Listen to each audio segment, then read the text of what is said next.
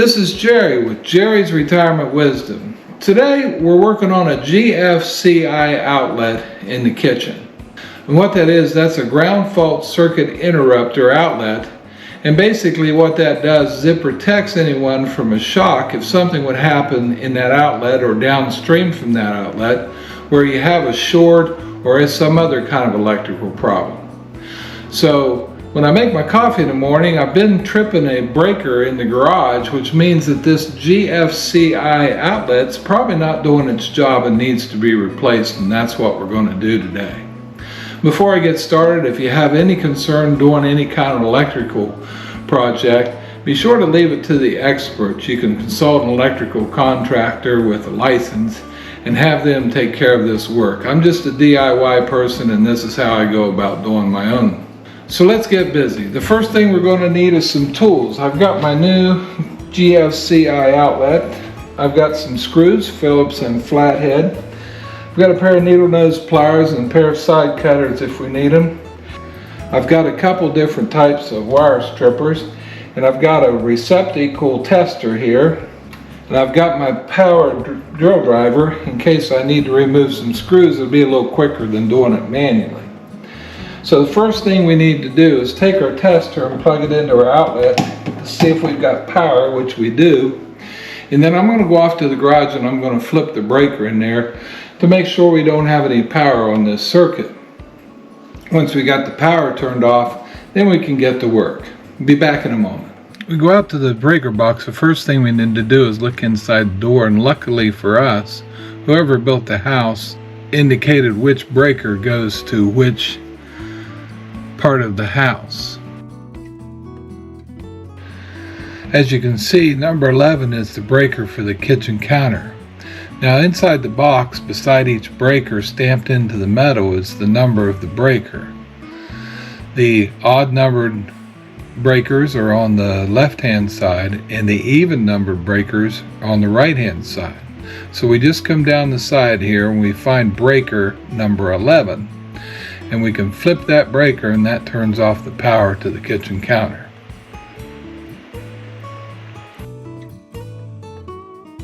Well, the lights have gone out on our tester, so we can be pretty certain that our receptacle's dead, but there's another way to check. If we take our touchless tester here and we put it in the slot, if there was power to our receptacle, there'd be an audible beeping sound, and we've got none of that. So I'm pretty sure that we've killed the power to our receptacle. Next job is just to remove the screws on the cover plate. Make sure we save those.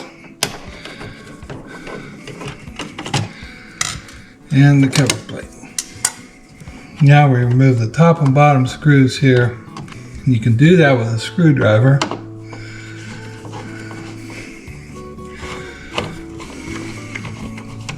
These are Phillips head screws. We've got our screws loose, and as you can see, these screws are really long. There's a reason for that. When this backsplash was tiled, it caused the receptacles to sit too far back in the wall. So to correct that, you take a spacer and a longer screw, and you can set your receptacle out so that it's flush with the backsplash that was put in after the receptacle box was installed. It's a nice, easy hack for making sure your box sits flush to the wall. So the electrician that did that put some extra long screws in and some spacers to make that happen. We've got our ground fault removed from the wall, and I see that there's the two neutrals, two power on this side, and connection back in here where they move on down to the other circuits. Now you have to be careful when you change a ground fault. It's because the top and bottom are identified as line or load. Line is where the power comes into your GFCI. Load is where the power goes out to the other receptacles down the line, and you don't want to get those confused or it won't work. So let's use our tester one more time and just touch these wires back in here to make sure we aren't getting any power. I happen to be fortunate that the lighting in here is on a different circuit, so I can see what I'm doing. But if some cases you don't have that opportunity, you may have to use some extension cords and create some auxiliary light. But we're in good shape here. So to remove this, we need to loosen these screws on the side. As you can see, they're silver screws, and they go to the white wires.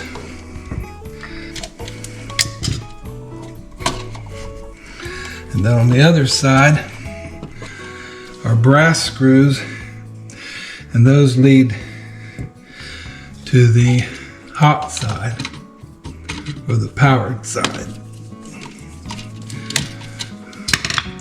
I'm just removing these at the top, and then I'm going to look here at the bottom of my receptacle. If we look closely at the back of this receptacle, you can see that right here is the word load, and right here is the word line. It means that line is where the power is coming in to our receptacle.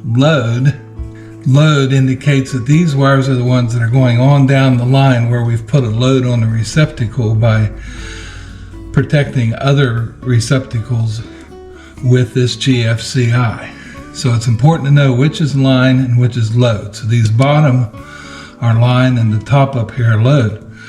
When we get out our new receptacle, it might be set up in reverse. So we want to make sure that we get line and load correctly identified on our new receptacle. The new receptacle on the back, it says line, and then load is covered with a label. That's so you don't confuse them.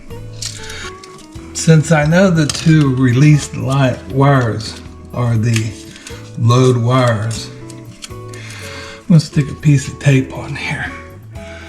That way I know that these are load no matter what happens here. I'll take these screws loose now and get these outlets out of the way. And the way this ground just broke off tells me that might have been the problem. See, it broke right here.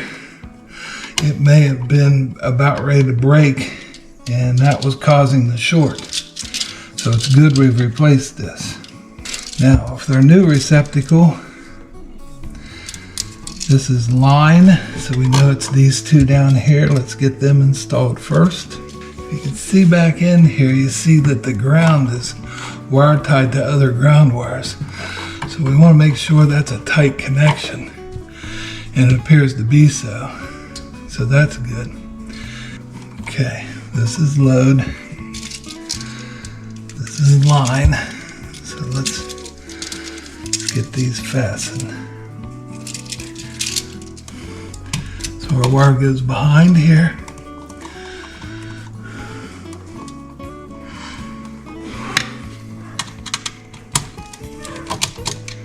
And tighten it down. Okay, and then on the other side, same routine.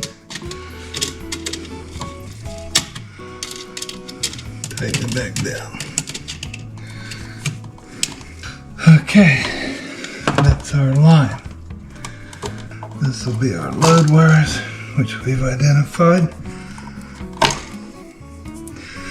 Those will go under this labeled side of our ground fault.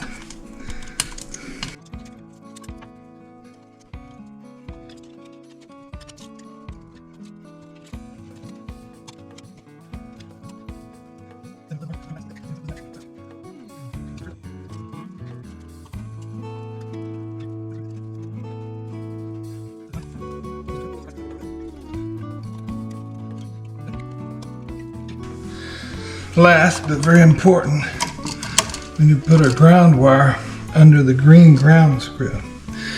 And it's a little crooked, so I'm going to use my needle nose, straighten that wire out a little bit, and it'll slide under there easier. Okay, loosen our green screw. And bring our ground wire underneath there.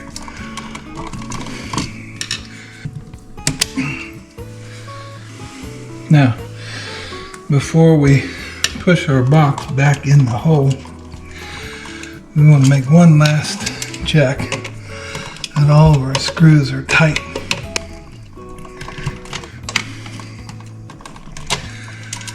Alright, now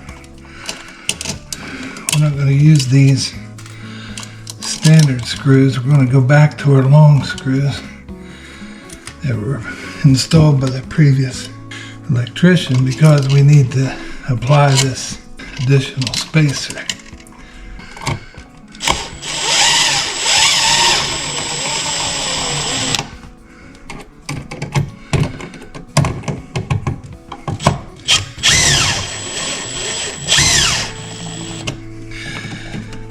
Okay, we appear to have our receptacle in there tight. Before we put the cover on, let's test it. We'll apply some power to it and see how we do. So just go flip the breaker to on. So let's push reset. And we've got power.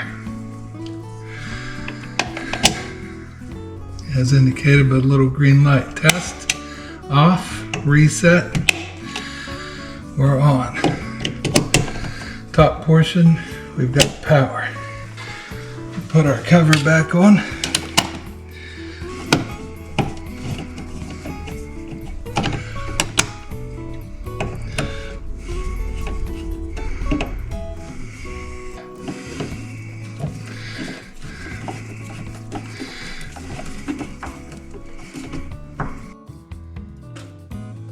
This has been Jerry with Jerry's Retirement Wisdom. Today we've done a little DIY project where we've replaced the GFCI outlet here in the kitchen, and hopefully that'll keep the breaker in the garage from tripping when we make our coffee in the morning.